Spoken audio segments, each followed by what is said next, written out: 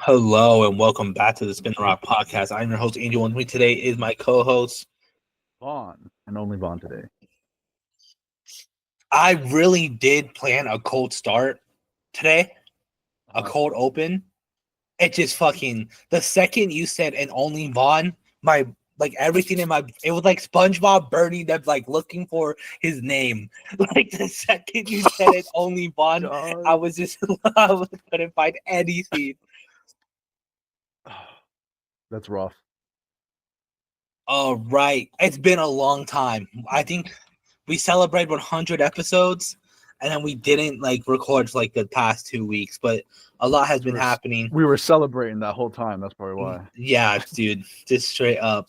We went on a 2 week bender,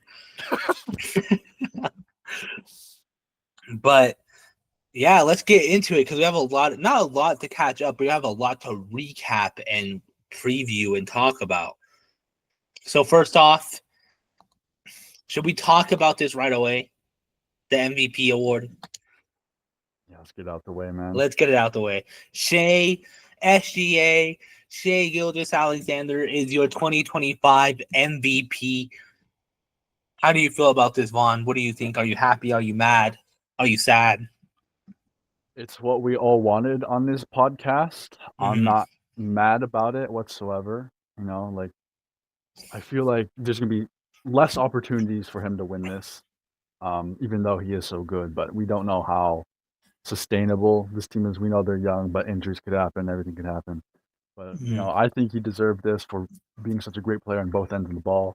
But it is crazy to me they're calling this another Embiid MVP, where it's like they handed it off to the wrong guy just like, out of pity.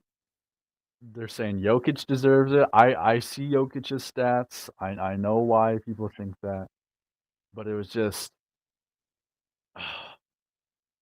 Jokic. I love him, but he's not what he is on defense that SGA is for his team, and they're one of the best defensive teams in the league.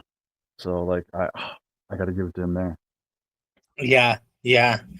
Um, yeah, dude. As a Nuggets fan, I low key think that SGA fully deserves it for multiple reasons. One being, like you've already said, SGA is literally like the best two-way player in the league right now.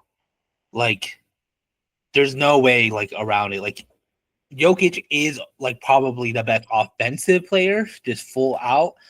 But like we've seen it, Jokic gets cooked. Like, freaking Zubac was cooking Jokic in the Clippers like series.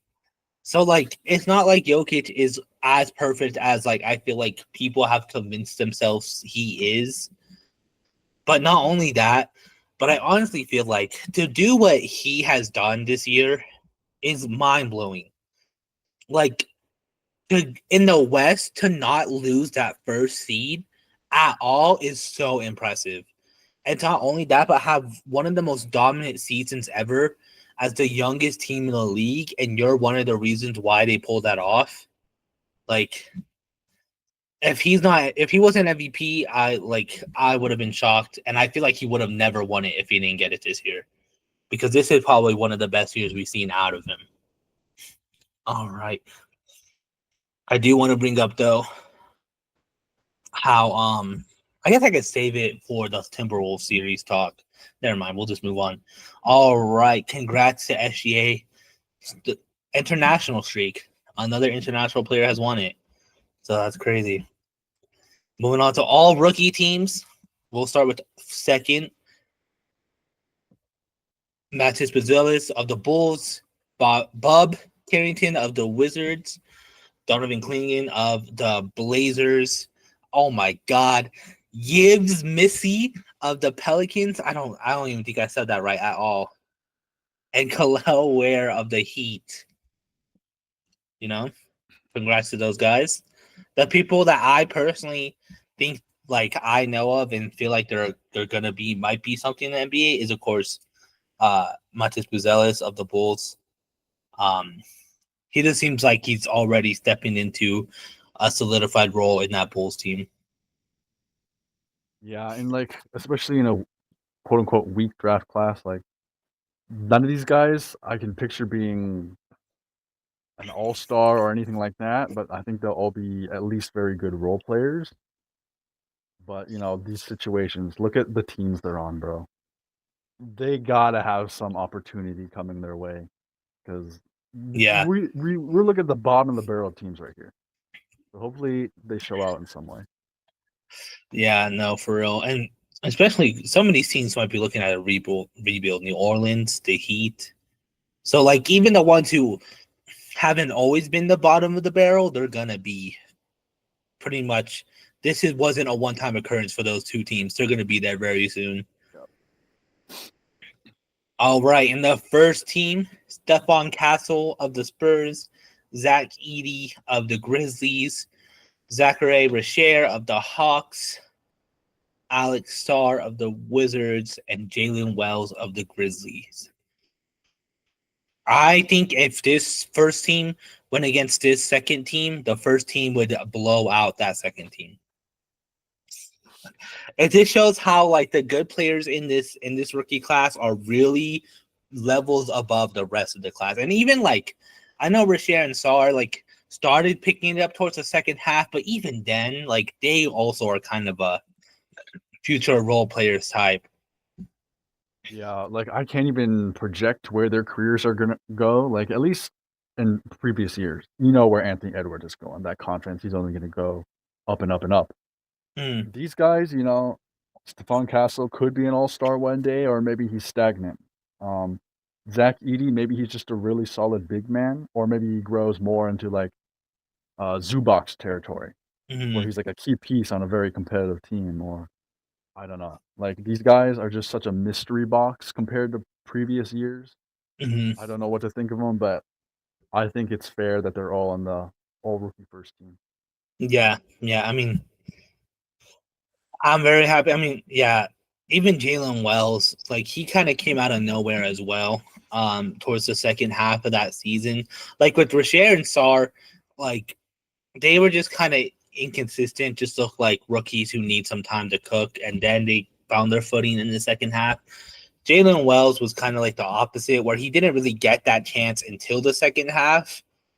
And it's just wondering, like, is it like I need to solidify my spot on his team type of play, or is that gonna be his playing his entire career? All right, and that's your all rookie team. And moving on to all defensive teams. Starting with the second team. Dude, the names lately. We got Zubac of the Clippers, Jalen Williams of the Thunder, Jaren Jackson Jr. of the Grizzlies, Rudy Gobert of the Timberwolves, and Tumani Camara of the Portland Trail. Yeah. Okay, of the Trailblazers. Bro, I think this is the first time in my life where I'm like, out of all the years Rudy Gobert actually deserved to be on the first team all defense, he doesn't make it. It's crazy. The 1 year where I'm like, he low-key actually deserves to be on that first team, and the other defenders were just better than him this year. The only way you get me to say that is at gunpoint. I have no praise for that man, but I think I wouldn't kick him off all defensive second team. Actually, all these guys, you know, top of their game. Especially, I've been singing the praises of Tumani Kamara Yeah. for a while now, and I'm glad to see him here. He's a very young player, and hopefully, there's more to come. Jaren Jackson Jr. is a given. Jalen Williams is a given. Zubac is a given. Like a team like this, maybe they're not scoring on anyone, but no one is scoring on them. Yeah. Yeah. All right. And the first team, Dyson Daniels, Lou Dort, Draymond Green, Evan Mobley, and Amon Thompson. Bro, Amon Thompson is going to be a star. Amon Thompson gives me hope in the young players of this league. He is just a freak of nature, dude. Yeah, like it's such a weird position he's in because he can't shoot the three ball very well, but No. he's such a hound on defense. He plays Yeah. so aggressively wherever he is. It's just maybe he does, maybe he doesn't develop a 3-point shot, but at least he's a dog and he stays a dog. Hmm. I don't see him going down a Ben Simmons route where he peaks early and falls off later because he can't develop. I everything I see from him, especially these playoffs, um, he's really out there on the court all the time. Evan Mobley, we were singing it. He's been there all year long, holding it down defensively as the key piece to a Cavs team. Draymond, after All-Star break, amazing. Not that he did anything bad prior to that, but he went on a different level. Lou Dort, bro, there's a reason why they call him the Dorture Chamber. I would never want to play against a guy like that. Like he's built like a football player, and he's just an irritant. You can't get any clean looks against him. And of course we got Dyson Daniels. Like I kind of wanted him to win Defensive Player of the Year, but I think he can get it in future years. Um, but that's what you do when you're leading the league in steals. Yeah. Yeah. I think Amon Thompson is a clear case of if he uses that athletic like gift he's been gifted with and use it better on offense, and like you said, develop that three, he could be a future all-star. Evan Mobley, we were saying it that he was the best Cav on that team, and it just sucks that he wasn't used more because maybe they might not have won, but it wouldn't have gone out the way they did. And it's good to see that he got something out of this season. Lou Dort, man, the Thunder, like if you look at this, the Thunder have just so many weapons, bro. Like two guys on the all defensive teams, and like Lou Dort, maybe not as much, but Jalen Williams can score consistently. Like that just shows how scary the Thunder are. And then yeah, we've been singing Dyson Daniels praise ever since he won D-Boy. I purposely skipped over Draymond Green because I still think he's a defensive fraud. Here's a lukewarm take. I think Rudy Gobert could take Draymond Green's place on the first team. Don't And let even Draymond then, hear that. Don't and let him hear that. yeah, he was come knocking on my door. And even then, like I still think he's a fraud to be on the second team. I get that he has that intangible ass defense, but like I don't know. But yeah, that's all those guys. Very solid teams so far. Next up is our all NBA teams. I'm just gonna work my way from third to first. First up, Cade Cunningham from the Pistons, Tyrese Halliburton from the Pacers, James Harden from the Clippers, Cat from the Knicks, and Jalen Williams on the Thunder. Yeah, bro. This is the competition this year was tough. A lot of these third team all NBA guys can be either were first team all NBA guys or might be first team all NBA guys in the next few years. That's just how much talent we have in the league right now. Yeah, I'm at from top to bottom, third, second, first. I'm not mad at any of these teams. I know people are clamoring for Domantas Sabonis. In prior years, I'd be with you. Mm-hmm. But these guys have either excelled expectations or brought their team to another level, while the Kings missed playoffs. Yeah. So I just got to give credit to these guys who did more than they should have. And a lot of these guys are on this All NBA 13. No one expected Detroit to make playoffs. Yeah. Indiana had a slow start in the beginning and climbed through the rankings. And I think Tyrese Halliburton is one of maybe top 3 point guards in the league. And then James Harden, I was preying on the Clippers' downfall. He made sure that didn't happen. They stuck with it to the end and made playoffs. And Cat, bro, another slow start to integrate into the team. But man, he's one of the best shooters in the league, especially for a big man. And he was the number 2 guy on that team. And look where they are now. Yeah. And then Jalen Williams. We just glazed Jalen Williams. I don't need to glaze him more, but he's here for a reason. Yeah. I mean, yes. And I feel like people forget this is a regular season award. Like, I say what you want about James Harden in the playoffs. Like, he was the reason why they got there in the first place. He's the reason why they were the 5th seed. He's the reason why, like, they didn't have to go run the play-ins to get into the first round in the first place. So I feel like I feel like the biggest thing with NBA fans, and it's not like these awards are new, but every year they still forget that these are regular season awards. And they Right. still use playoffs to try to like say why guys should or shouldn't be on there. And it's just like, bro, like this isn't a new thing. The all NBA teams have been around for before we were even born. Like, why are we still like having this problem? Yeah. Like take a look at that Clippers team, and I don't want to take anything away from those guys, but without James Harden at playmaking and gravity, Norman Mm, Powell wouldn't have blossomed the way he did and been mhm. this torch of a scorer. And then Zubac, historically big man around Harden, just get easier looks. Like look at Clint Capella's career on the Rockets versus after. Like Yeah. he's really boosted the Clippers team, as much as I hate to say it, but yeah, he belongs here. All right. Second team all NBA.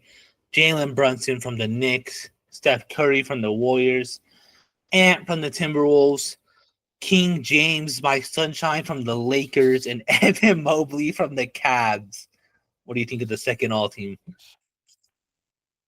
I mean, Jalen Brunson, uh, ignoring all the recency of the playoffs, regular Mm, season, he's he's been the dude of New York.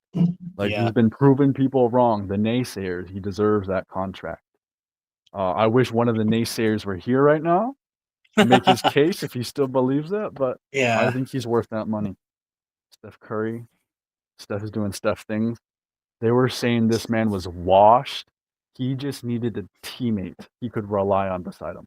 When Jimmy Butler came, it was just clean road to the playoffs after that. And Steph Yeah. Curry's been the engine of that. And then Anthony Edwards, was he gonna miss this team? Was he gonna miss an All NBA team? Absolutely not. I Yeah. think I think I think that was my predictions. He makes All NBA, and I think I'm right, or maybe that was last year, but I've I been think that singing was his praises. last year. Okay. And then LeBron, bro, he's fucking 40 years old, man. What kind of 40-year-old is doing this shit? It kind of pisses me off.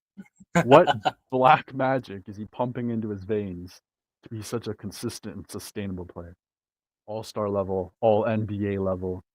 Um, you call him sunshine for a reason. He's He lights up my world. right. And then Evan Mobley, another man we just glazed. I don't need to add on. Yeah. But yeah, good team. Oh, bro, this second all team could be a first team, but the guys in the first team are like all MVP candidates, Mhm. and so that just goes to show. But like Jalen Brunson, yeah, bro, like I kind of do wish Udine was here because I said at the beginning of the season that he's a top 10 player in the league, and all he has done is prove me right. Um, I am a profound Warriors hater, but if you go back and listen to all of my Warriors rants, the one name you'll never hear me say is Curry's because that man, like, he's pretty old as well. I feel like people forget how old he is, and he's literally carrying this teams to like with like Jimmy Butler did push them to solidified in the playoffs. But before that, Curry was like dragging this team to a play-in spot, bro. Like straight up putting his like there was times where like that man looked exhausted on that bench, and he was fighting for the ninth seed, bro.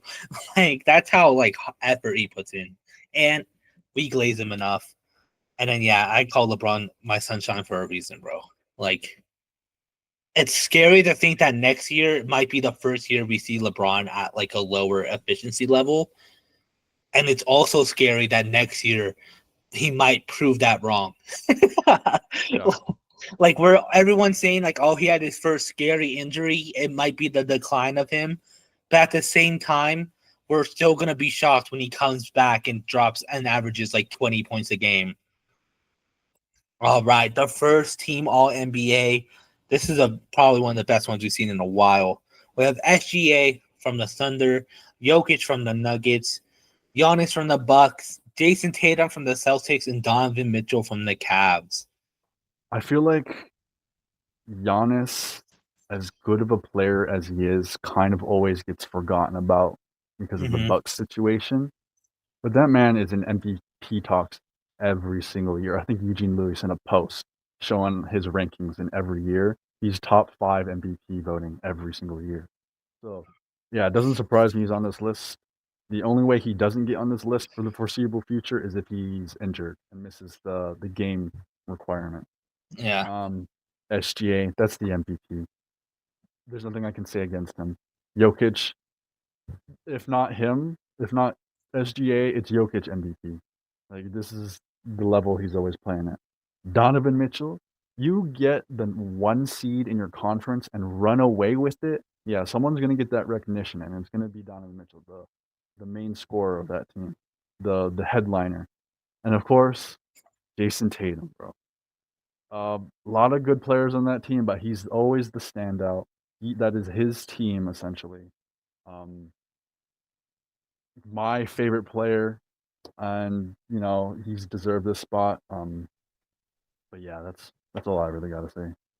Yeah, bro. I mean, we don't need to say anything about SGA or Jokic. They do this every single they've been like the top 2 guys for the past 2 years.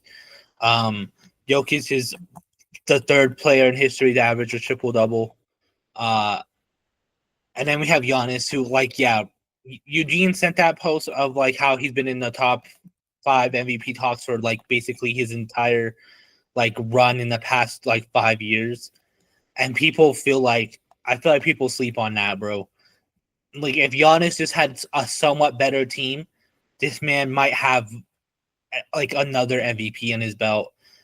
Like he already has a ring. Like that's something these two Jokic just got, Tatum just got, Mitchell still doesn't, SGA still doesn't. Like Giannis has really done it all in the league already, and the fact that he's still just dominating, I feel like we're gonna miss him, bro, when he finally decides to either leave the Bucks or when we look back into this era 10 years from now and some other 3 guys in their 20s makes a podcast and they talk about how Giannis was so dominant.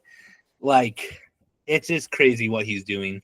Tatum, he has haters for a reason. That's because he's fucking the face of one of the best teams in the league.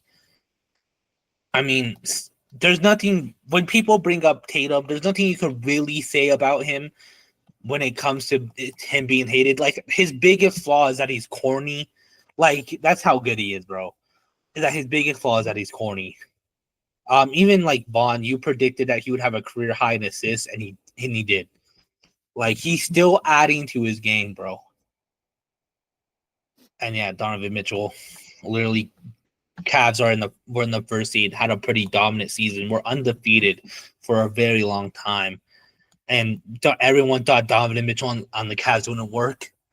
And for a while there, it was looking like that was the biggest misconception ever, and it's still looking like that. I know they lost in the 2nd round, but Donovan Mitchell is the reason why there's still such a presence in the East.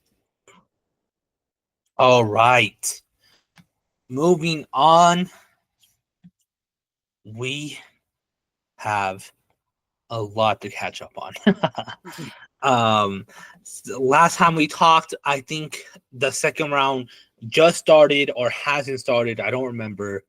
But that doesn't even matter because we're in game 3s of the Eastern Conference Finals. So we have a lot to catch up on. Why don't we start with let's leave our teams for last so that way we have plenty of time to vent. So let's start with Cavs Pacers. People called me dumb. They said I was crazy.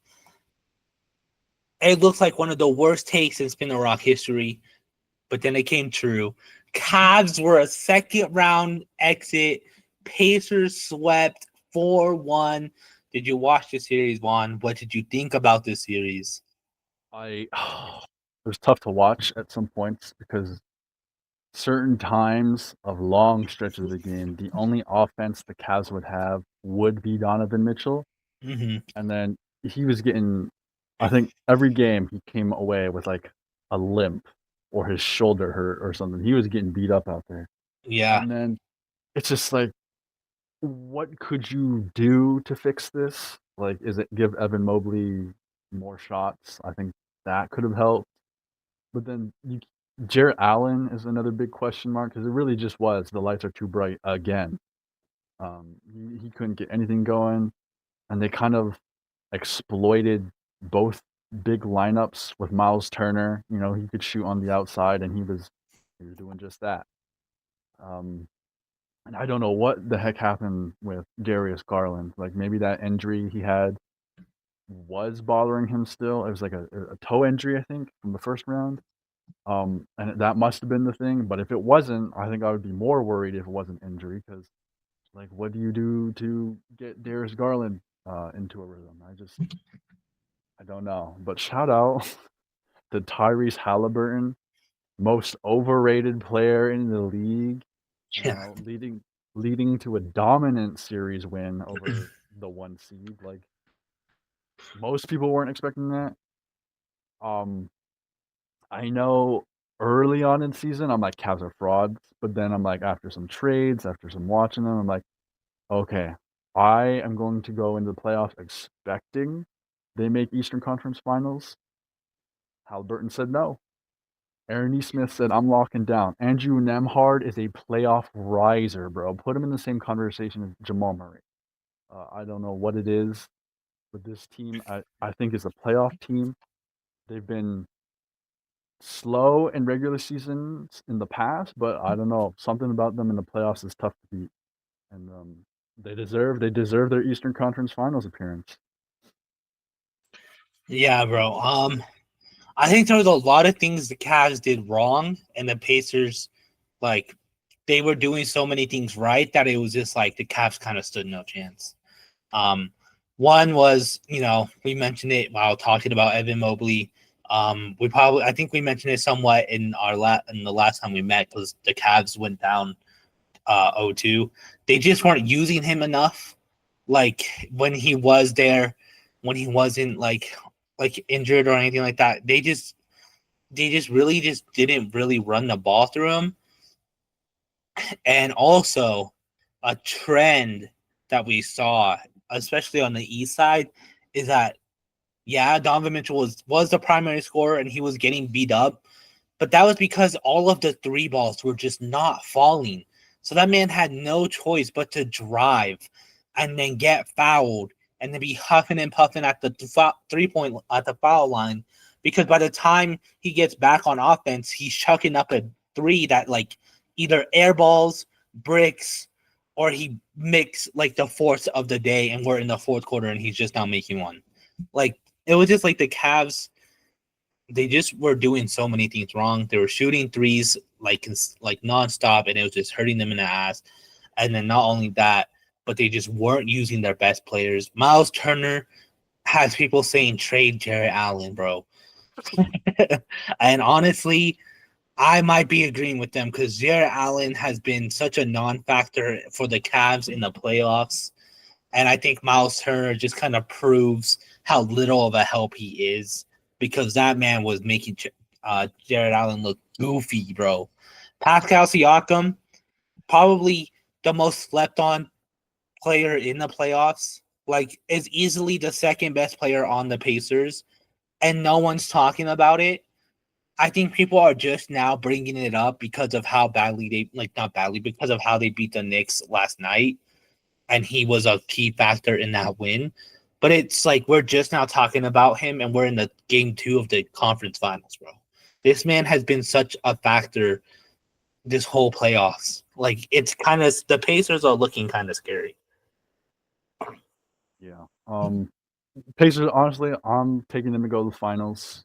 Um, they've been the cleanest looking team. But going back to the Cavs, I think of those major four players on their team, it's probably Jarrett Allen who's getting the axe if there is a trade to be made. Yeah, I don't know if the Cavaliers GM is going to pull that button. I don't know what he's feeling, but like he didn't show up. I don't know what you do with guys like Ty Jerome. Like he didn't show up, and he's due for a contract. So do you give him that contract? Do you let him walk? Max Strus, he was supposed to be the reliable shooter. Bro went 0-9 for the last game. Yeah. Like, I don't know how you help Donovan Mitchell if they're not making anything, and I don't know how Donovan Mitchell helps them if they can't find their rhythm. So Yeah. that's just how it is. They lost. Disappointing season, but they'll have an interesting offseason too. Yeah. I don't know what they're gonna do, bro. It's gonna be a very weird shakeup. And I know like the first two games, like, they kind of had a lot of injuries in that second game. But like there's no excuse for getting swept once they're back. I think Garland was out for 2 games, Mobley was out for 1. So that means you had like 5 games of a fully healthy team and you still went down 4-1, bro. Oh, and I'm forgetting DeAndre Hunter. I'm pretty sure that man missed some games with an injury too. I Oh thought he was yeah. going to be a bigger piece, both offensive and defensively, and it turns out not really. Yeah. So, rough for them. Yeah, very rough. All right. And then jump into the West Side because I want to save our teams for last. We got Timberwolves Warriors. Timberwolves swept. I mean, I think we all kind of saw it coming. We had 2 frauds in the Spin the Rock circle. We thought the Knicks were frauds, and we thought the Warriors were frauds. At least we were somewhat right because the Warriors got swept 4-1. Of course, Curry went down. But what do you think of the series, Vaughn? They could have Curry. It would have been a tougher series, but they're still losing. Um, I I'm sounding like I don't know. I just hate repeating this point, but they do need a better center. Quentin Post has been a revelation, but I think he'll be a great backup center in the future because he can shoot the ball like a stretch Yeah. 5. That would be great for their team. But they need someone who's just a strong presence down low, who's going to rebound the ball, who's not going to make easy layups happen. I don't know who that is, but I don't that's what think they the need. Warriors want it either. No, they don't because Steve Kerr. If they get that, he's not playing him. Mm-hmm. This man, Steve Kerr, was experimenting with lineups in the playoffs. What the fuck are you doing, man? Yeah. You had all regular season long to do that, man. All regular season. But now you want to try new things come playoff time. The most important time of the year. You want to gamble. And the gambling did not pay off. I know there was issues with Jonathan Kuminga, but I'm like, why are you still starting Podziemski with Tony Snell games consistently through the playoffs? Made no sense. He's not doing what you need on defense, and if he's not giving you anything on offense, why are you still in the game? Like too many stretches were like that. Yeah. Don't know why we saw Gui Santos minutes. Don't know why we saw Pat Spencer minutes. Kevin Knox. Kevin Knox is crazy out there in 2025. There's a player the league gave up on, but not Steve Kerr. But he did give up on Jonathan Kuminga. Yeah. I think the Warriors Rocket series gave people the wrong idea about the Warriors, which I feel like it's like what I knew was gonna happen if the Warriors won the series. When the Warriors won that series, everyone was saying, "Oh, Steve Kerr is right to not play Kuminga. Like, don't question a coach like Kerr. He knows what he's doing." Oh, Timberwolves Warriors is gonna be a movie. I firmly believe that even with Curry, it would be maybe Game 6 at most, because this Timberwolves team had their way with the Warriors, and they won a game with Curry on that court. Granted, he went down in the third, but they still won that game, and they were winning when he went down. So I just feel like, I don't know. I think Steve Kerr isn't a good coach. We saw what happened when Jimmy Butler went down. He didn't know what to do. And then when Curry went down, he didn't know what to do. It goes to show that this man doesn't know how to actually run a team without his superstars. Because the second both of those guys went down, Steve Kerr, like Vaughn said, everyone was getting minutes, bro. Except for Kuminga. And that's what makes me mad the most is that when they beat the Rockets, everyone was like, "Oh, maybe he knows something we don't." No, bro, he doesn't, because Kaminga is probably going to be, if he had the chance, probably the third best player on that team. Like, he has that ability to be a consistent option, but because Steve Kerr doesn't play him, you can't go cold all playoffs, all regular season, be thrown in a game 6 against the most physical team in the West, and then like be expected to show out, bro. Like, you're just now playing me. You played Kevin Knox before you played me. Like, Right. that's like, what do you expect was going to happen, bro? Like, you got iced out. The coach has lost faith in you. Um, and then all of a sudden you're supposed to show out. Like, Yeah, you're supposed to be reliable. Like, come on. Like, yeah, any coach knows, like, like, if you have a star player, he comes back from injury. He's got to get acclimated. He's going to get back to it. If you ice out a player, same thing. I think if they're going to run it back with this exact same roster, God, there I better hope be not. there would have to be a coaching change. You got to somehow get Eric Spoelstra away from the Heat. That's the only way. Yeah, But that's not going to happen. So they do need a roster change. They got their main core, which is great because going into this season they didn't have their main core. They had Draymond and Steph. Now they yeah, got Jimmy Butler, and they know the direction they're going. So at least next season there will be more things to be excited about because that's probably their one more chance at a title. Everything after that is a maybe. yeah, Next year is for sure. and Yeah, even yeah. that, like, don't get me wrong. Like, I will never count out Steph Curry. Especially after this season, I counted him out, and he somehow made it in the playoffs and got it to the second round. But like, it's still a stretch to say that next year is their final shot. But like, with Jimmy Butler and Curry, they do have a chance. And like, Steve Kerr, like I said, he's just bad when he doesn't have a superstar on his team. So he can figure something out if like they get something to support Curry and Butler. But if they run it back with this team, it's just going to be the same result. They'll probably make the first round, and then they'll either lose in the first round or get destroyed in the second. And it's like, how many times do the Warriors need to do this, where they swing for a superstar and they hope it takes them to the all the way, and it just doesn't work out, bro. Like, they try to get KD again. Last year there was a rumors about them trying to get someone. Like, it's just like they don't want to actually build anymore. Yeah, like they've had so many young players, go through them that luck out, to be honest. Yeah, Um, with the Jordan Poole situation, what they could have had with Kaminga, Pajemski apparently is what Steve Kerr sees something more than I see in him. Like, he could still be good, but he sees white. That's what he sees. um, I think the crossroad was the James Wiseman pick. They never should have made any pick with it. They should have traded it off for a win now player, and they didn't do that.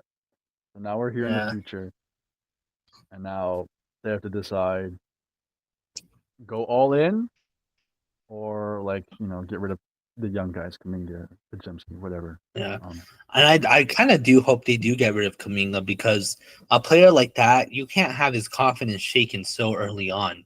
He's a good player. And like, if he keeps getting this treatment on the Warriors, eventually he's just gonna get out of the league, and that's just gonna, like, that's not what should happen. Somehow I see his ass ending up on the Hornets. That's what I envision. But All right. we'll have to see. Yeah, that's all I got about the Warriors. I don't want to talk about the Warriors. I'm free of them. Yeah. We gotta move on. All right. Okay, who wants to go first? One, you want to go first, or should I go first? Um, I Whose think misery should be? I'll go first. Okay. Um, bro, Knicks, Celtics. Knicks get it done in 6. in 6. I was telling you this earlier. I don't know, sometime last week. It's been a while, but the Knicks won 2 games in this series. The other 2 games, the Celtics just lost. They gave them those wins.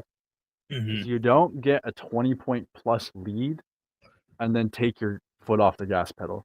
That's what they did with bad teams in the regular season. Hmm.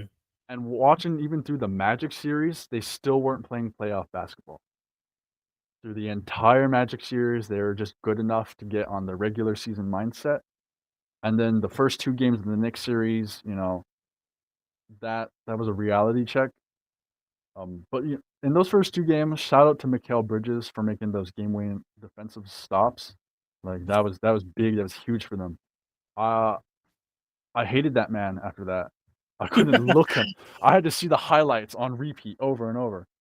Um, but yeah, what the Celtics did is just relied on the live by the three, die by the three. But I don't think it's just as simple as that. They took way too many threes that were just not good looks. It They was took die by the 3 a little too seriously, bro. no, they did. Like any flexible coach out there would have won that series in 5. But Mazzulla was just so stubborn, and his philosophy has, I think, hurt some players. And I'll get to that in a minute. But the there were way too many contested threes where it'd be like player gets ball, doesn't dribble, doesn't do anything. Defense is set in front of them, and they just shoot. They shoot that three. All the defense had to do was put a hand up, and that's a contest. There was no drive, kick, pass out. There was not enough pick and roll action. There was not enough movement of anyone. And what killed me the most was the Drew Holiday and Derek White minutes when they got the ball. No, last year, years prior, this situation would happen. People were shooting too many threes, ugly threes, and those two would get the ball, and they would make a cut, a drive, any move like that. The Mazzulla ball has gotten into them, seeped into their brains, and they bought in the system where it's just get a three, shoot, no matter if it's a good or bad look. Like Drew Holiday last year was like the saving grace of I'm a small guard, but I finish well around the rim in the dunker spot of all places. I'm making Mhm. this layup over anyone. Not enough of that. Um, Ironically, we did see some of that in the Celtics' second win. I'm Yeah. like, that win, it was like, oh my God, they're finally shaking off the live by the three, die by the three, getting good looks, fighting out there. And then the following game, we just erased that and then got blown out by 40. Obviously, it sucks that Jason Tatum goes down with an Achilles. Next year's going to be miserable, I would say. People are already saying like end of the world for Jason Tatum, Achilles' worst injury in basketball, but Jason Tatum throughout his entire career has been very durable. So this has been like I've been blessed up until this point. I'd be more worried if I didn't see Kevin Durant out there, who's not like your average body archetype, but he's playing as great as he was before. Mhm. Jason Tatum, I don't think is that guy who necessarily relies on being like an uber athletic guy. He's just very skilled, and I think skills will always triumph over, whatever athletic qualities you have. My Mhm. one worry is maybe his defense takes a step back, but I don't know. This remains to be seen, and this is not something I have to think about until the 2026-2027 season, because that's Yeah. how long it's going to be till we see that man. Um, I'm both worried and excited for the Jaylen Brown show moving forward. I don't know how that's going to look because one game we win with him as the main guy, and one game we get blown out by 40 with him as the main guy. But Jaylen Brown is his thing. I expect he'll be an all-star again next year, even if it is like a Celtics 40 win team, if that. There's also this other dark cloud hovering over me, a big question mark, and that's Drew Holiday and Kristaps Porzingis. Because even before the Knicks series began, there was a report that those two, one or both, will be traded because the second apron is killing the team in finances. First of all, I don't know why that would ever leak or get out to the public before the Celtics were even bounced. Like, how does that have to feel if you're Drew Holiday or Kristaps Porzingis, knowing no matter what you do, you're gone? So kick to the head and morale, I would think. But even now, it's a lock at this point. Maybe they could have been saved, maybe they couldn't have, but it seems like both of them will be gone, only because both of them didn't show up in this entire playoffs. Drew Holiday, maybe it was that hamstring that he got injured in the first round. He missed some games against the Magic. Maybe it was that. But there were some decision makings out there that just that's not what he's out there for. What used to be like him playing point guard, set up the offense in certain scenarios was just pass ball to Jaylen Brown or Jason Tatum and they do ISO. Like, why is he here if he's not here to help? And he wasn't even allowed to do that in certain points. Unless it was take three, take contested three, set up a three. Like, that's not what I wanted to see. That's not how he won last year. That was not his role. And the part I do think his hamstring was bothering him is because he was getting cooked on defense. Maybe that's because Jalen Brunson was just on a tear. He couldn't be guarded. Maybe no one could have guarded him, but he was like straight up getting turned around. He was getting blown by. So maybe it is age. Maybe he's actually truly on his decline. Because if you look at his stats, his regular season stats, they are down from last year. But I also think that's a Missoula thing where he's not involving Drew Holiday like he should. And Derek White kind of went over this. Too many threes. I think it's a reality check for Coach Missoula. If he's here, I'm assuming he'll still be here, but he's got to find more creative ways to get the offense going. And bro, Porzingis, man, it's like, what is it? Because they never say the name of what infection he's had bothering him since March. And the rumors, y'all see the rumors. People are saying he's got AIDS. That's crazy. That's the craziest thing to come out of this playoffs is the fucking Porzingis AIDS rumors, bro. I genuinely didn't know why Missoula bothered putting him out there because I thought he was gonna die on the court. He was like running for 2 minutes, huffing and puffing, looked like he was gonna keel over. It was just actually unplayable, and that's unfortunate because it wasn't an injury; it was an illness that wiped him out. And of all people for that to happen to, that was such a terrible look. But game 5, I predicted the Luke Cornett game, man. Yeah, that was crazy. So, yeah, go ahead. Eugene sent something to the group chat. I don't remember what he sent, but he sent something, and then I think Vaughn responded or said, I think he said Luke Cornett will not let that happen or something like that. Oh yeah, because I said might have to talk about how all the teams that rely on threes are struggling or lost, and I'll talk about that later. And Eugene said slight foreshadowing with the Celtics because this is when the Celtics were basically it was looking like doom and gloom. And you said not if Luke Cornett has something to say about it. And literally that night, Luke Cornett went off for no reason. I don't even. Were you being serious? I doubt it, but I gotta know now. Well, I'm like, if anything has to happen among the center core, because that would mean Al Horford's the only center playing if Porzingis is not playing. So Luke Cornett has to do something. I didn't know he was going to go for. Okay, he had such a good stat line. It was never done before. I got to scratch off something on my Bing card. It was 10 points, 9 rebounds, 7 blocks, 100% from the field in a playoff game. Never done before until Luke Cornett did it. I was not expecting that. I'm like, oh, he's gonna go out there, rebound the ball, maybe get a couple of blocks. I didn't know it was a career game for him. That was funny. Oh, bro, I'm not excited for this team next year. We'll be lucky to make playoffs, I think. Because what we're looking at on this roster is not the same roster we're going to next year. Porzingis and or Drew Holiday gone. I hope to God they do not trade Derek White. I hope to God they don't trade Peyton Pritchard. I love both those guys. But it is also kind of exciting what they do because I don't think Brad Stevens is a guy to sell off the team and rebuild at this point. It's just what moves are because they're gonna have to be cheaper players that are coming in. So I would assume like a pretty good role player in exchange for, a possible all-star in Porzingis, a possible all-star in Drew Holiday. Because I think those guys' stats will go up once they're gone on a team where they're not the third or fourth guy. Um, but yeah, like I'm ignoring the Boston off season right now, and I'm just trying to enjoy these playoffs. They've been wild. But shout out to the Knicks.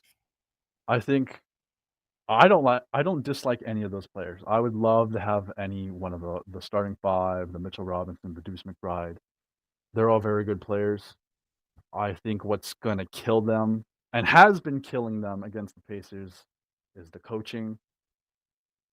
I really hate how their offense is set up because what happens is you forget you have one of the best big man shooting centers Yeah. in all of NBA Well, history. Like he doesn't touch the ball. Uh, Mikal Bridges, they forget he's out there. OG Anunoby feels like he's only there for like a corner three sometimes. And especially when Jaylen Brown gets off the, or not Jaylen Brown, Jalen Brunson gets off the court, it's like they're figuring out who's the guy to go to. And, it just so happened Mikal Bridges went for like 14 straight in fourth quarter of a game. Or Karl-Anthony Towns was bodying, Al Horford down low. He's just too quick. Or he was just getting around them. So I think they just lucked out. It was just bad coaching from the Celtics standpoint. Like, why are you not doubling the guy who's flaming us right now? Like, ignoring Jalen Brunson? Like, why is Mikal Bridges winning the game for them by himself? That stuff don't happen. It should not happen. And then you walk into the Pacers, who are competently coached right now and don't have this sickening mentality of we're going to stick to one thing and one thing only. The Pacers play very fast, and they're killing the Knicks. Like what I wanted the Celtics to do against the Knicks, that's what they're doing. They're targeting Brunson for foul trouble. They're targeting Karl-Anthony Towns to make him play defense, which like seems like the easiest game plan ever. But for some reason, the Celtics can't figure that out. yeah. I think I don't have much to say about this series because Vaughn literally hit every single point I was going to say. The one thing I will say, though, and just take this with a grain of salt because it doesn't fucking matter, but I still think the Knicks are frauds, and that's getting proven in the Pacers-Knicks series. And I really do think that the Knicks didn't win that series. The Celtics fucking lost it. Because one thing you didn't say, Vaughn, is that not only were they taking contested threes and just shooting the threes like when it wasn't working, but like it got to the point where they were so desperate to make one that they would just start shooting as soon as they hit that fucking past the half court line. And like the person who suffered from it the most was Peyton Pritchard, who I also think suffered the most from Mazzulla ball. Because there were times where he would get past that half court line, one dribble, shoot. And I'm like, bro, what are you doing? Like, you have so much time. You can drive, you can do anything else. But like they were so desperate to just make one that they were just sometimes not even like looking for a better shot. They were just fucking chucking it. And Peyton Pritchard suffered from that the most.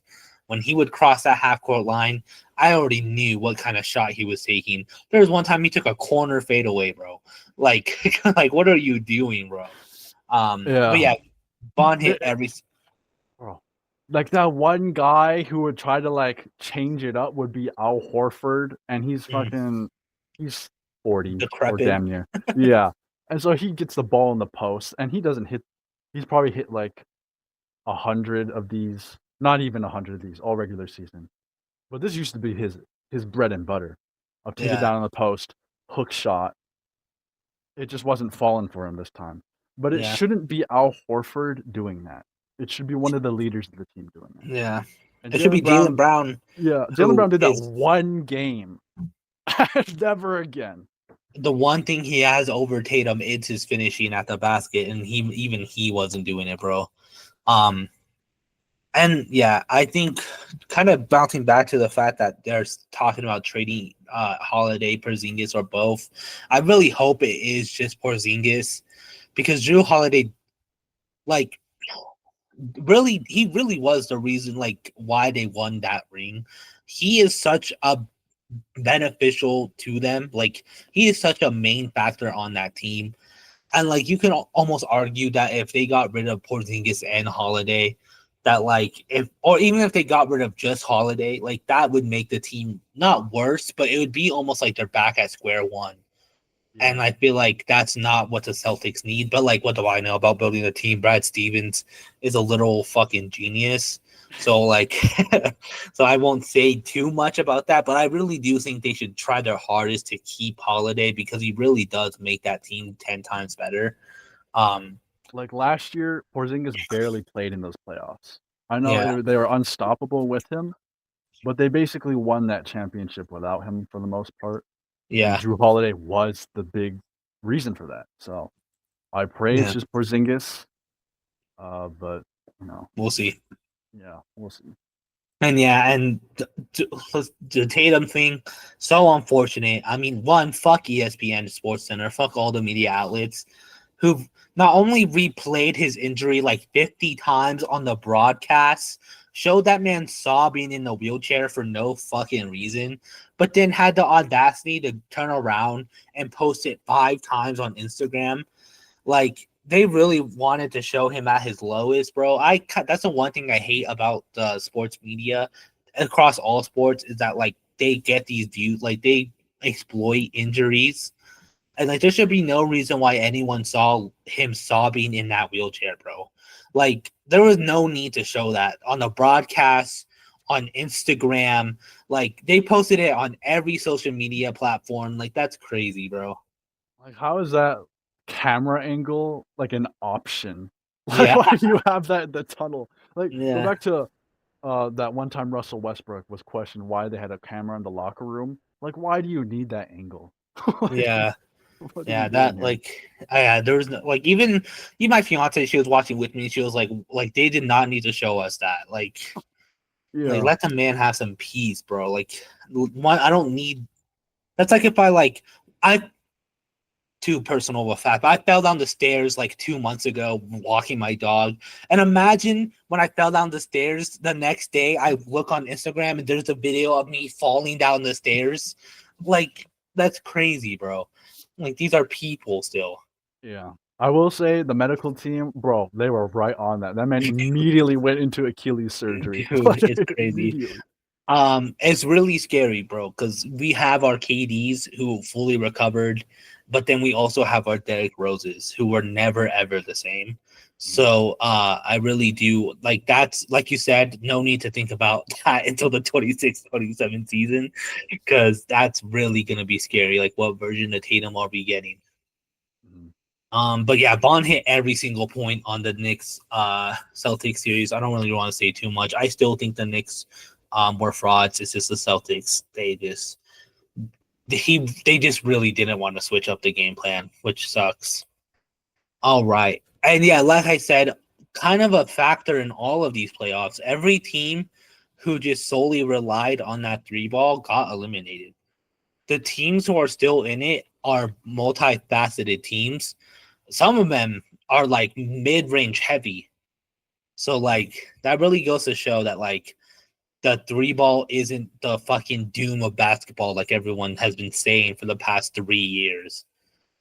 It goes to show that NBA fans are as dramatic as always. Moving on though, Thunder Nuggets, my team. OKC got the 7th game win. Um, yeah. What do you think of the series, Vaughn? It was so exciting. Like, the Aaron Gordon game winner was Yeah, fucking nuts. I gotta praise this man because he was making shots he was not making last year. Like, he's yeah, doing dribble, step back, tough three. Like, he did not have that in his game. I don't know what he was doing this summer, but he was cooking. He was working on himself, and yeah, it really paid off a lot. It's really unfortunate that I think Michael Porter Jr. was dealing with a shoulder injury, yeah. but I also Particularly don't. since Clippers. Yeah, I also don't know how much that changes though. Only because I don't think necessarily his shot form or anything is the problem. It's always his shot selection. It's the old thing of like he gets the ball, you know he's shooting it every time. I Mhm. think I don't know. Maybe he does make a few more, but I don't know how drastically it changes. I also think defensively, he was not as good as I would have hoped, but I Mhm. can't put that all on him. You know, there was just like OKC was better in a lot of this. Um, and Jokic, I know they were trying to do their best to limit Jokic. It worked in some games. Jokic wouldn't score as much as he would. The Isaiah Hartenstein, Chet Holmgren combo really made him uncomfortable at times. Mhm. I know um, the Nuggets would do the same to SGA. There were some SGA games where he didn't look like the MVP. Yeah, literally So the first game of the series. yeah, like I And wasn't look, expecting any of that to happen to either player, but then here yeah. we are. Um, Um, but yeah, this is your team. Like uh, I gotta know what you were thinking. I think I have a lot to say. One, I think I'm like, even though we lost, I'm more proud of this team than I have been in a while because, like, it without a coach, two game sevens series, and we looked like a team who deserved to win in both series. Um, but it just goes to show how poorly fucking built this team is because Michael Porter Jr. had no choice but to play every single game with a fucking ice pack the size of his head on his shoulder, bro. Like, even if you wanted to pretend you were injured, you had no fucking choice because that ice pack was like up to here. Like, you could see that shit so clearly. And it just was so obvious how poorly built this team is. And like, when they fired Malone and the GM, I was super happy about the GM. Malone, I get why they fired him. He doesn't want to play young players, and like a lot of our young players are the reason why we won some of these games. But like, the GM is the reason why this team could only win one championship, bro, and might only ever win one championship because like you still have so much work to do. Like, the interim head coach, he's officially the normal like official head coach. I'm not too excited about him. He would sometimes play small ball and sit out Jokic, which, like, yeah, go ahead, sit out Jokic. That man needs to fucking rest, or else we'll lose the series anyways. But like, the lineups he would run while sitting Jokic were just awful. Like, small ball, like the Nuggets don't play small ball, bro. They don't like shooting threes. And so it was a small ball team that would drive.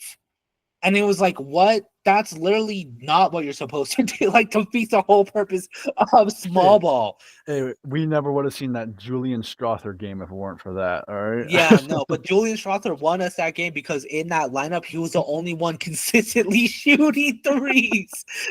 Like, I love Julian Strother. I thought we should have been playing him for a while now because he is probably the only guy on that team besides like Murray, and even Murray's kind of streaky, who could consistently shoot threes. And he kind of proved it then. I'm saving my talk on Game 7 because Game 7 made me so angry.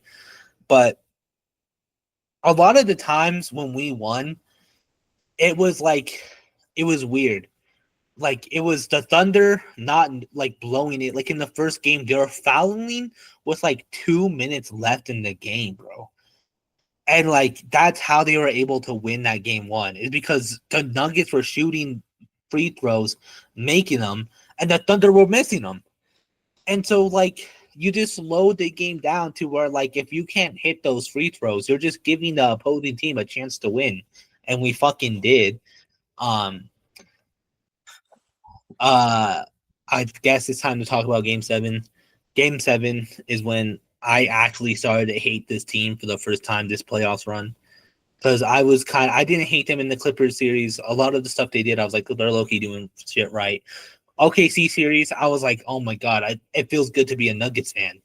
And then Game 7 made me hate the team again because Julian Strasser, I guess he put all his fucking talent in that game before. Completely different player. Russell Westbrook, like, just couldn't, like, was just looking like a Oh, liability. Aaron Gordon had more points and rebounds on one leg than Westbrook did. Yeah, Aaron Gordon was injured but still played because he knew if he didn't, it would be even a worse loss. Michael Porter Jr. was a non-factor all series, anyways. That's one thing that kind of I think we should trade him. Honestly, I think it's time we get rid of him because Unfortunately, I think ownership is in love with him, and the reason why Calvin Booth never traded him is because Michael Porter Jr. went to Missouri, I think, for yeah, school, he's a and they Mizzou love guy. that. Yeah, Yeah, if the that's ownership love truly him. the reason, if that is the reason, I don't know what you can do. Because No, that there's is the not. main guy that needs to go. Yeah, because he was a non-factor in the sense where he wasn't hurting us, but he wasn't helping us at all. And he also like he was low key just taking up space. And it was just like times where I was like, there should be like if like it just goes to show how little depth we have because I honestly think we would have been 10 times better with him on the bench, even with our depth, like lack of depth bench. Because he would just sit, he was just basically standing there with his hands out, ready to shoot to catch and shoot. And it was just like he was just doing sprints a lot of game 7. It's like Jamal Murray. it's like watching last NBA year of Andre Roberson out there. Like he's just standing there doing Yeah, that's such a that's such a crazy pool. Andre Roberson mentioned in the year 2025 is crazy. Um, yeah, bro. Jamal Murray is proving to people why he's not the best playoff player of all time, like people were saying in the Clippers series. Because one game he would be absolutely amazing, and then there was game 7 where he just couldn't get anything done. It wasn't even that like he was bad, but like it just wasn't falling for him. And they were playing such good defense on him that like he couldn't get comfortable. And it just goes to show how like Jokic really is the heart of the heart, the brain, the lungs of the Nuggets. And it goes to show why the Murray isn't getting the respect he deserves. He's probably my favorite player on that team.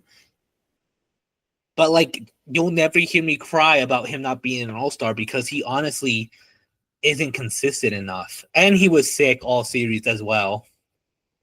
Like he just couldn't like it just caught up to us, I feel like. All our luck ran out in game 7.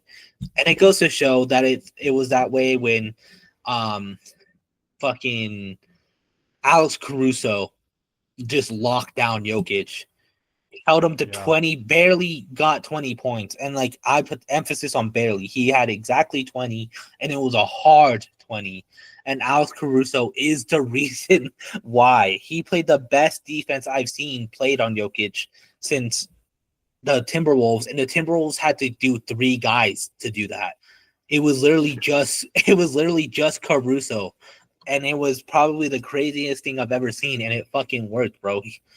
Jokic was the best player on that team, and he barely had 20. And it just goes to show that the Nuggets need to do something. I'm hoping they actually do something because now that GM is gone, like it gives me hope again. But I don't really have faith in the new coach. Because a lot of the times Jokic was the coach.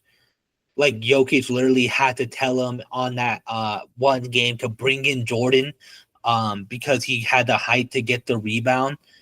And fucking it took Jokic telling the coach to do that to do it. And I feel like that's a bad sign how often Jokic was the coach of the team. Yeah, I really don't know what to think of the coach. I think after game 1's win, there was the speech in the locker room, I think they released. And he just sounds like a nice guy. I don't know if he really lit the fire under them, but he seems like a nice guy. Yeah. I don't know if he's a good coach because, like you said, Jokic was doing a lot of the legwork there. But he'll have all season to figure it out. Yeah. And if he doesn't, hopefully they don't fire him right before the playoffs. Yeah, we'll see. I mean, I don't have like no faith in him. I'm just not sure we should have hired him right away. We should have at least tried to look for someone. But like the second we lost the series, 2 days later, we announced him as the head coach. maybe this will be perfect for Jokic because he could do everything he wants as he wants it. Yeah, true. So It's just so funny that this playoff run made him drop the whole "I don't care about basketball" act. I know he was out there having passionate like arguments on the bench and stuff. Yeah, So it was nice to see that side. But yeah. I'm hype about Ru- Watson though. oh yeah, right. Like He was the best defender out, and Braun. Like Braun was looking pretty good. I'm kind of hype about our young players. yeah, they did show out in ways I wasn't expecting. But like, with the new GM, I don't know if this new GM wants to make a statement about this team and what Mm-hmm. direction he wants to go, or if he's just gonna be complacent again. There's no way he's complacent. Yeah, Um, there's no way you're walking in next season with Calvin Booth's roster again. yeah, So that's for sure. so I don't know who's gonna be a casualty. Um, I hope it's not like a Phoenix Suns situation. What to get Um, rid of everybody for one guy? yeah, basically. It's just they got to a game 7 against the best team in the West, who might win the championship. Yeah. Um, that's something to be proud of. So you don't need to completely tear down everything. You just need to Mhm. retool. Yeah. Yeah, and it would be weird if he got rid of the young guys because the whole reason why the GM got fired was because ownership was mad he wasn't playing the young guys. So if the new GM comes in and dishes out like Watson, Strother, Braun, four better players, it's gonna be like, okay, like just tell the GM to do that next time instead of five. Like, no, never mind. He gets no lenience from me, bro. He deserved to get fired. I take it all back. Anyways, he should have. There should be no reason why DeAndre Jordan got back-to-back contract renewals, bro. Oh my god! Like, no, yeah, you do deserve a firing for that. Just there's no justification for it. There were better backup centers in the market, but you're rolling with DeAndre Jordan. That's Yeah, nothing but a question mark. yeah. And then they never do anything. Oh my god, bro! I hope this GM is active. I take it all back, bro. Um, This might be a monkey paw situation. Jamal Murray might be gone, bro. You might have new blood coming in. Dude, I would be so sad if he does go because he is my favorite player, even though he's inconsistent. But that's why you never hear me say anything crazy about him, is because I know, like, I've watched him I've watched him all season, every season for the past like 3 years. Like, people are so recency biased nowadays that they will like forget that this man is literally one of the reasons why it took so long for them to win a ring because he does disappear a lot. He's injury ridden, and when he's not injury ridden, he's inconsistent. You know? Yeah. For every 40-point game, there's a game where he scored 10. Yeah. All right. Let's talk about Thunder Timberwolves. OKC are up 2-0. Yeah, bro. Have you been watching this series, Vaughn? What do you think about this series? Who do you have winning? Um, I've said Anthony Edwards is going to the finals. I'm going to stick to that because today they play today, right? Yes, today at 6:30 or 8:30 for you. They're not going to play like idiots. They're not going to shoot 53s. Why were you taking a page out of the Celtics rule book? You just watched them lose that way, and you shot 53s. Come on, man. Well, they've been shooting poorly all playoff run though. Yeah, like DiVincenzo needs to wake up. Mike Conley needs to do anything. Um, and Anthony Edwards, at least in game 1, was not the Anthony Edwards we've been accustomed to. Mm-hmm. And unfortunately, game 2, Julius Randle, who's been the most consistent player on their team, disappeared. Yeah. So they just need to be smarter about things, and I believe they Literally can. the number 2 guy all playoff run. Yeah. Um, I'm not gonna ask Rudy Gobert to have another career game because that was against the Lakers, who had no center. Now he just has to be a good defender. He just needs to be solid all the way around on defense. I'm not even worried about offense. The other guys got to pick it up. Jaden McDaniels needs to be the same Jaden McDaniels that beat out KD, the same one that beat out LeBron. All right, the one that Anthony Edwards was talking about. He needs to show up, and he needs to not let the fouls against SGA get to him. Yeah, I want to talk about that. So I have the Thunder winning it all, and there's a reason why I kind of, when I was like, if Timberwolves win, I think the Thunder are gonna win for sure, and that's because the Timberwolves are hot-headed, and something the Nuggets had that helped them a lot is that they didn't let the fouls bother them. The Timberwolves, once you start acknowledging it in press conferences, you start actually taking action about it, like Jaden McDaniel did here. You're basically you lost the mind games of this series. You basically let everyone know that, oh, we're in their head. You're not like, here's the thing, and Trey Mann, shout out to him, random ass ball knowledge from Trey Mann. He was on the interview and he was basically saying like, yes, SGA is foul baiting, but it's a skill to do so. You still have to be good at getting fouls. We saw Jalen Green recklessly charging into the paint, flailing around, not getting the calls. Like SGA is good at it. Harden was good at it, and it's a skill, bro. Like, it's not just something like you just can do on a random day and like, oh, I'm just gonna do this from now on. Like, it's a skill you craft, and when you start fucking in press conferences saying I wanted to foul him for real one time, like you basically let the team know you're in their head, and now they're gonna target you, bro. And now you have to fucking play soft as hell because you already show the refs and the Thunder that you're gonna let it get to you. So now they're just gonna come at you, and they're not like the Lakers. They have that post game, and it's just gonna be downhill. I think the Timberwolves will win one, but that right there just shows that the Thunder are. I think that shows that the Thunder are gonna win the series. I know people are going to say like today's a must win because down 0-2. I just need it. I'm looking at a must win, as in, do they find a way to properly strategize against this team? Because game one, you know, just not a good offense through and through. Yeah. And game two, I think it was like they let it get to them. Like Julius Randle let it get to him. Jaden McDaniels let it get to him. Yeah, the hot-headed team. They just need to smarten up. I don't know what Mike Conley has to say. Maybe he has to be the vet here and cool their heads off.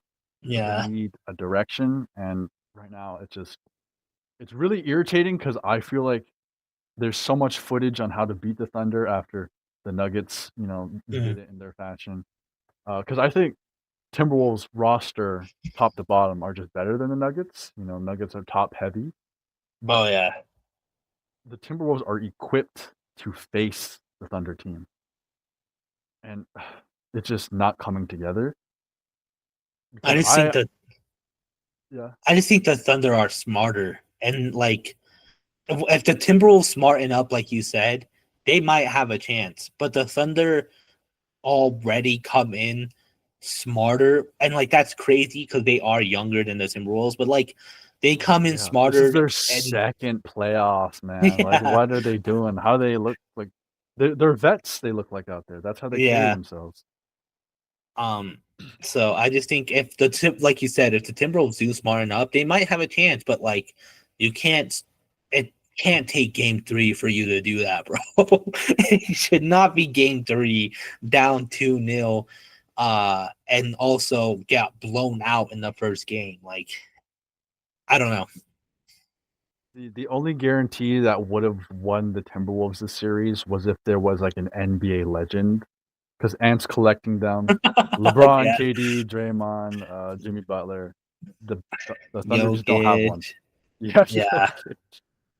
He is collecting them like crazy. Yeah, bro. I am excited for game 3. I missed game 2, unfortunately, because I don't know what I think, just forgot it was on, I think. But game 2, it can't be like that. You lost the mind games. Game 3. I think it's a must win, not in the sense of, oh, we have to win so we don't go 3-0. I think it's a must win so that way, you show that you're actually collected. Mhm. I think if they win Game 3 and they still let the foul shit get to them, I don't think it does anything for them at all. I think they need to win Game 3 and show that, like, oh no, like, let's get it together. We're not gonna be just hard headed, but we'll see. Two sides of different coins. I think the Thunder are gonna win. Vaughn thinks the Timberwolves are gonna win. I wish Eugene was here to get his take. I also wish Eugene was here to talk about Thunder Nuggets because he kind of had no faith in Holmgren and Hartenstein guarding Jokic, and it worked. So I do wish he was here for that part as well, but oh well. I think the last time we were on, he did have Thunder going all the way. I don't see that changing for him, Mhm. especially how dominant the Thunder have been against the Timberwolves. Yeah, But crazier things have happened. for sure. Pacers Knicks. Indiana leads 2-0. A lot closer of a series than Timberwolves and Thunder, but the Pacers are just showing how clutch they are. How do you feel about the series? Have you been watching? Who do you got winning? Pacers 5-1 easy, man. Yeah, The bro. I still Knicks think the Knicks are frauds. the Knicks are playing against a team who are actually, dynamic. Mhm. They're very fast on offense. I think that's just what's going to kill that, 7-8 man rotation, and heavy emphasis on the starting 5 minutes because they're going to be playing almost every. Bro, Mikal Bridges played over 50 minutes in that Celtics overtime game. He I is don't. trying to kill his players. He heard Mikal Bridges has been playing since junior year, never missed a game. Yeah, He he's is like, I'm gonna trying, change that. he's trying to break that streak, man. I Like, don't get why he's doing this either because he didn't do it in the Pistons series. He didn't do it in the Celtics series. He was actually using his bench for those two series. It was working for you. It was the best Knicks basketball we've seen since like Carmelo Anthony years. Like they were actually doing good. They won both series in 6 games. You get to the conference finals and you go, what? You know what's been working for us?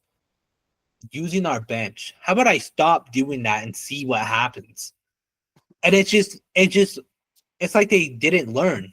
It's like they didn't take from what they used to win those series, and they're just like, let's go back to what got us here in the first place, and it's just not working for them. Jalen Brunson is averaging almost 40 points, bro, and they're still down 2-0. yeah, that's where the coaching comes into play because Jalen Brunson is such a good coach, and he knows those players so well on the court. But when he goes off, Coach Thibs has to coach, and it Mhm. just falls apart. Like he doesn't know, like to put emphasis on the guys who have the hot hand. He doesn't know how to get the guys rolling. He just like I've said, he forgets he has the players he has on the court. And that you just can't do that. You can't do that if you're in the Eastern Conference Finals. Like Yeah, the Celtics flubbed that, and you got away with it, but you're not going to get away with it here. This team just took down the 1 seed in the East. If this is how it's going to go, you may not even win one game. Now, I said 5-1.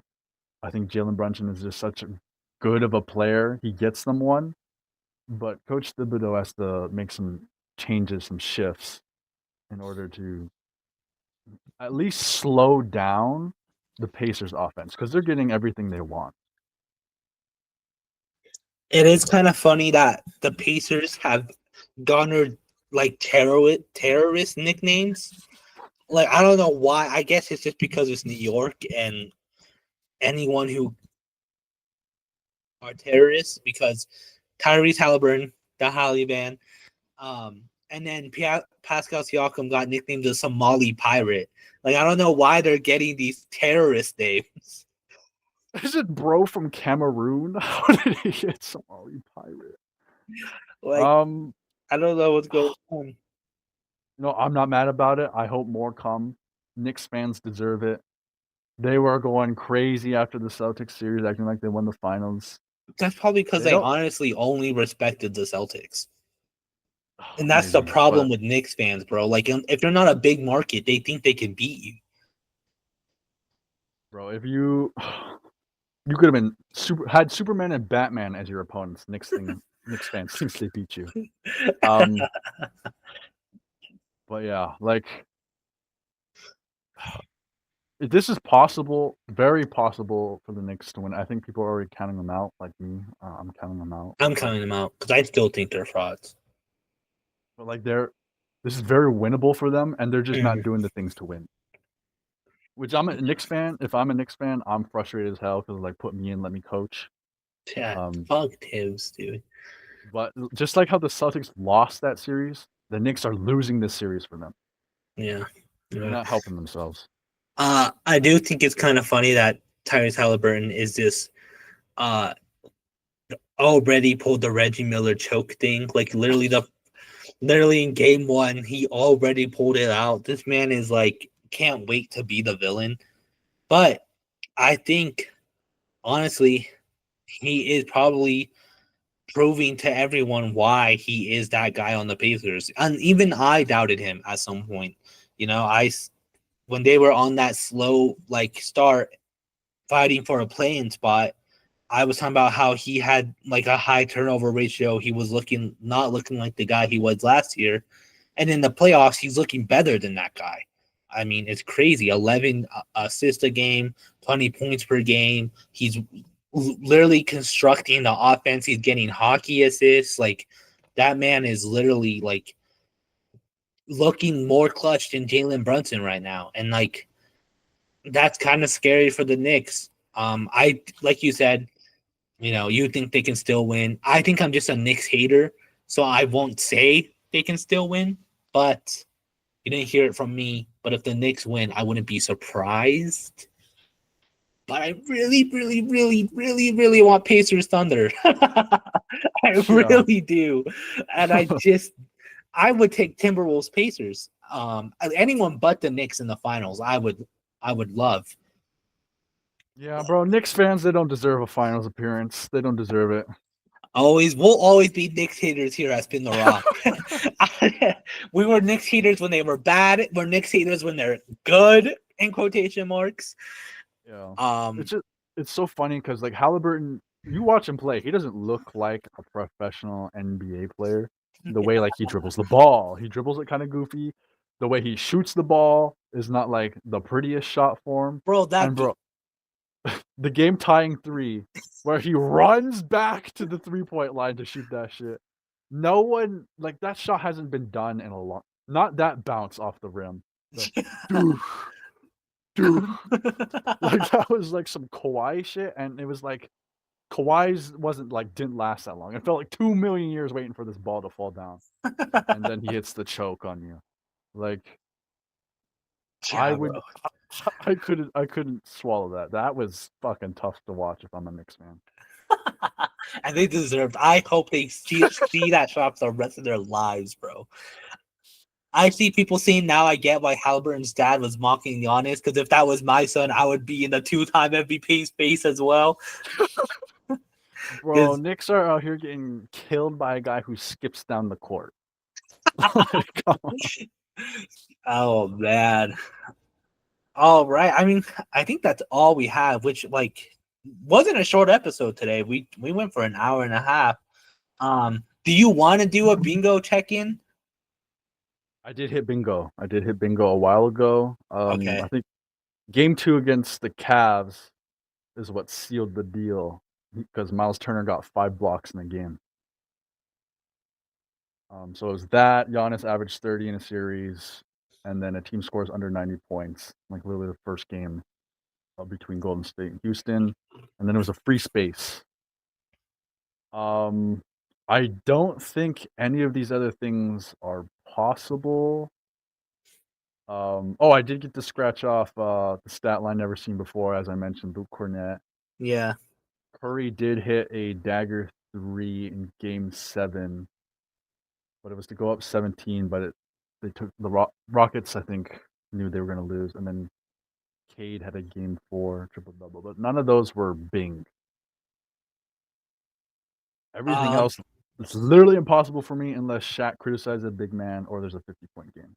So I got Bing on both the Spin the Rock and my personal one, and Luke Cornett got me Bing because random bench player wins a game. That was a space, and then I had a free space, so I got my free space, gentleman sweep in the second round on both sides of the conferences, and then random bench player wins a game. Superstar has an atrocious game. So I got Bing on my personal one. Other ones I couldn't get. Doc Rivers is out, so he's not going to throw anyone under the bus anytime soon.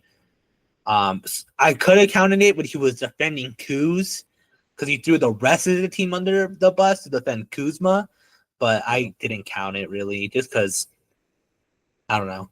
McConnell and Turner solidified all-time Pacers. I wanted to scratch that after the Cavs series because TJ McConnell at one point was hyping up that Indiana crowd after getting a tough and one, and Miles Turner locked up Jarrett Allen. But again, I want more out of them to solidify them as all-time Pacers. So that is yet to see. Neither team wins at home for the first 4 games. If the Knicks win at away back to back, I can scratch that off. I doubt it will happen though. Bronny having a good playoff game literally can't happen. Knicks baddie courtside edit. There was a chance because Sumi was at those 2 games. Oh, Sumi. Okay. Yeah, bro, I've seen more Timothy Chalamet edits on the upside than I've seen baddies. Yeah, it's because they're not winning. It's because the courtside edits are based off players doing really good while they're courtside, but the Knicks just didn't win those games. Cade 40-point game didn't happen. So, but I did get Bing on my personal. The Spin the Rock one, it was Ben Simmons complains about someone complains about Ben Simmons playing time. Cavs are actually a second round exit, which is crazy that I got to scratch that off. Angel 2 hype about the Warriors losing, and then LeBron has a great game at 40. One of their only it was like that game where he had like 35 points. Jokic plays for too long in a close game. I got Bing twice. So because it was right next to my free space. So I got Bing twice on my personal. Thank God, because I was looking doomed on my personal, bro. There was the Lakers in 5, couldn't happen. Vaughn starts to have faith in the Heat, couldn't happen. Eugene confused on why a team will think fans think a team will win. Eugene won't be here for a while, so we wouldn't get any of his takes anyways. And then Vaughn underplays Celtics. I mean, they lost in the second round, so Vaughn couldn't even act nonchalant if he wanted to. And then Tatum has a bad game, the Celtics win. If Tatum had a bad game this playoff run, the Celtics would straight up lost. So I got it twice, but it was looking kind of gloomy for me at one point. But yeah, that's all we have for you today. Stay tuned. We are gonna try to get back into the groove of things. I just think the last 2 weeks, it was just like last minute, like, oh, I don't think I can make it, or oh, I won't make it, and then like we were just kind of like, we'll skip. But now we know for sure Eugene won't be here again next week, and so we'll probably just meet anyways. And then also, it's the biggest time of the year. Finals is just right around the corner, bro. Someone's gonna either win a ring for the first time in their franchise, or Knicks are gonna end the drought. So you might want to stick around. Shocked. I would be shocked if we're not seeing Thunder and Pacers. All right. Thank you for listening. We'll see you again next week. Oh my God. Make sure if you're listening to the audio format, you give us that good old 5 stars, leave a review. I almost like just didn't tell you guys to actually show love. If you're on that YouTube, make sure you like and subscribe, leave a comment who you think will make it out of the conference finals. We're on all social media platforms at Spin the Rock, so make sure you follow us there for clips, all that good stuff. Thank you for listening. We'll see you again next week. Goodbye for real. All right. This week and next week, we'll just talk more conference, more playoff stuff. I don't really think we have anything. We could do a team 4. We can maybe do conference finals MVP predictions. Okay, yeah, might as Yeah. well. Yeah, so just be like, I think he deserves to win. I mean, it's kind of obvious too, but like, you never know what can happen. Julius Randle might win the Timberwolves the series. Bro, I hope. I hope Bro, why someone's got to show out.